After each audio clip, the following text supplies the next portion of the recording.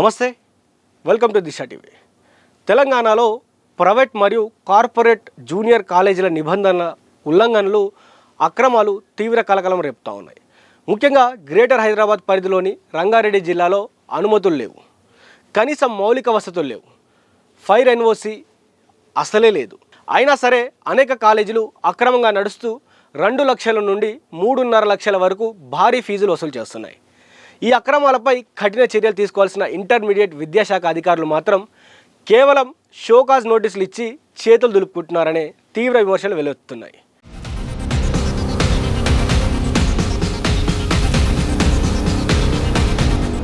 గత 3 ఏళ్లుగా నిబంధనలు ఉల్లంఘిస్తున్న ప్రైవేట్ కాలేజీలపై వరుసగా ఫిర్యాదులు అందుతున్నప్పటికీ అధికారులు కేవలం కంటి తడుపు చర్యలకే పరిమితం అవుతున్నారు.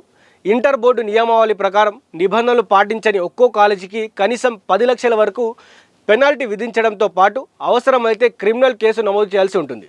కానీ అధికారులు ఉదాసీనత వల్ల ప్రభుత్వం పొందాల్సిన కోట్లాది రూపాయల జరిమానా ఆదాయానికి పెద్ద ఎత్తున గండి పడుతుంది.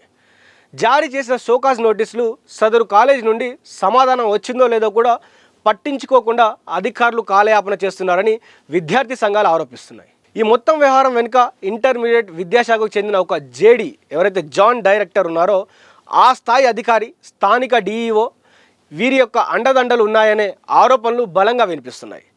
సదరు అధికారులు ప్రైవేట్ కాలేజీల యాజమాన్యాలతో లోపాయికారి ఒప్పందాలు కుదుర్చుకొని ఎలాంటి కనీస చర్యలు తీసుకోకుండా, ఎలాంటి కఠినమైనటువంటి చర్యలు తీసుకోకుండా అడ్డుపడుతున్నారని విద్యార్థి నేతలు బహిరంగంగానే విమర్శిస్తున్నారు. ఇంటర్ బోర్డు సెక్రటరీకి కూడా పూర్తిగా వివరాలు తెలియకుండా క్షేత్రస్థాయిలోనే అంతా తామై నడిపిస్తూ ఆరోపణలు ఎదుర్కొంటున్న కాలేజీలను కాపాడుతున్నారనే వార్తలు ఆందోళన కలిగిస్తున్నాయి. ఇటీవల వెలుగులోకి వచ్చిన ధనిక్ భారత్ జూనియర్ కాలేజ్ ఏదైతే ఉందో ఆ వ్యవహారమే దీనికి ప్రత్యక్ష ఉదాహరణ. బోర్డు నుండి ఎలాంటి అధికారిక అనుమతులు లేకుండానే అడ్మిషన్లు చేపడుతున్న ఈ కాలేజ్ యాజమాన్యానికి అధికారి కేవలం షోకాజ్ నోటీసులు ఇచ్చి ఊరుకున్నారు. దీనిపై తదుపరి చర్యల గురించి విద్యాశాఖ అధికారులను ప్రశ్నించగా సమాచారం ఇవ్వడానికి వెనుకాడుతుండడం అనుమానాలకు దారితీస్తుంది.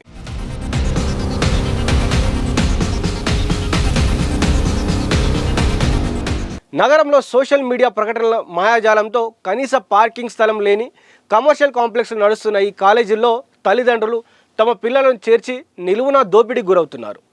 ఒకవైపు ప్రభుత్వం ఫీజుల కట్టడికి ప్రయత్నిస్తుంటుంటే మరోవైపు అధికారుల సహాయంతో ఈ దోపిడీ ఇష్టానుసారంగా సాగుతుంది.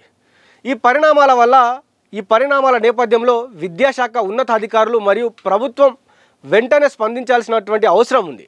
నిబంధనలు ఉల్లంఘిస్తున్న ప్రైవేట్ కాలేజీలపై కఠిన చర్యలు తీసుకోవడంతో పాటు కాలేజీ యాజమాన్యాలతో కుమ్మక్కైనటువంటి ఎవరైతే ఉన్నారో విద్యార్థుల భవిష్యత్తుతో చెలగాటం ఆడుతున్నారో వారందరినీ అధికారులపై ఎవరైతే అధికారులు ఉన్నారో వారిపై సమగ్ర విచారణ జరిపించి చర్యలు తీసుకోవాలని విద్యార్థి సంఘాలు, విద్యార్థుల తల్లిదండ్రులు తీవ్ర స్థాయిలో డిమాండ్ చేస్తూ ఉన్నారు. సో ఆ కాలేజీ కావచ్చు, అట్లాంటి కాలేజీలు దాదాపు ఎన్నో కాలేజీలు ఉన్నాయి. సో వాటికి అసలు లైసెన్సులు లేవు, అక్కడ కనీసం పార్కింగ్ ప్లేస్ లేదు, లేకపోతే ఫైర్ ఎన్ఓసి లేదు. ఇట్లాంటి చాలా ఇబ్బందులు ఉన్నప్పటికీ ఒక్కసారి కూడా ఆ కాలేజీ వాళ్ళు కావచ్చు, ఆ కాలేజీకి సంబంధించినటువంటి ఎవరైతే వారిపైన కంప్లైంట్ ఇచ్చారు, ఎవరైతే విద్యార్థి సంఘ నాయకులు ఉన్నారో విద్యార్థి సంఘ నాయకులు అక్కడికి వెళ్ళి కొద్దిగా ఘర్షణ వాతావరణం ఏర్పడినప్పటికీ పోలీసులు వచ్చిన తర్వాత వారికి కంప్లైంట్ ఇచ్చి అదేవిధంగా డిఓ గారు కావచ్చు, మిగతా విద్యాశాఖలో ఉన్నటువంటి అధికారులకు అందరికీ కూడా అక్కడ కంప్లైంట్ ఇచ్చిన తర్వాత వాళ్ళు జస్ట్ ఒక షోకాస్ నోటీస్ ఇచ్చి మరి అసలు అనుమతులు లేనటువంటి కాలేజ్ ఎట్లా నడుస్తూ ఉన్నాయి. సో విద్యార్థులతో చెలగాటం ఆడుతూ ఉన్నారు, విద్యార్థుల భవిష్యత్తుతో ఆడుకుంటూ ఉన్నారు. కాబట్టి విద్యార్థి సంఘాలన్నీ అక్కడ కూర్చొని ధర్నాలు చేసిన తర్వాత ఒక షోకాస్ నోటీస్ ఇచ్చి వదిలేశారు. ఎందుకు డిఈఓ గారు షోకాస్ నోటీస్ ఇచ్చి వదిలేశారు? నెక్స్ట్ తదుపరి విచారణ ఏంటి? అసలు మీరు వారి దగ్గర నుంచి తీసుకున్నటువంటి సమాచారం ఏంది? వారు మీకు ఇచ్చినటువంటి అసలు ఫైల్స్ ఏంది, లేకపోతే డాక్యుమెంట్స్ ఏంది? మాకు సమాధానం చెప్పాలంటే విద్యార్థి సంఘాలు గట్టిగా అడగగా అక్కడ ఉన్నటువంటి డిఓ గారు కావచ్చు, ఎవరైతే జాయింట్ డైరెక్టర్ గారు కావచ్చు, వాళ్ళిద్దరు కూడా నోరు మెదపకుండా ఆ విద్యార్థి సంఘ నాయకులకు ఎవరైతే ఉన్నారో వారికి ఏదో సమాధానం చెప్పి సర్ది చెప్పేటువంటి పరిస్థితులు కనిపిస్తున్నాయి తప్ప నిజంగా అసలు ఏం జరిగింది, ఈ కాలేజీలు ఎవరివి, ఎందుకు ఇట్లా ఒక కమర్షియల్ కాంప్లెక్స్లో నడిపిస్తూ ఉన్నారు, విద్యార్థులను ఇష్టానుసారంగా ఎందుకు జాయిన్ చేసుకుంటా ఉన్నారు? సో విద్యార్థులకు ఇస్తున్నటువంటి భరోసా ఏంటంటే ఎవరు కూడా నోరు మెదపడం లేదు.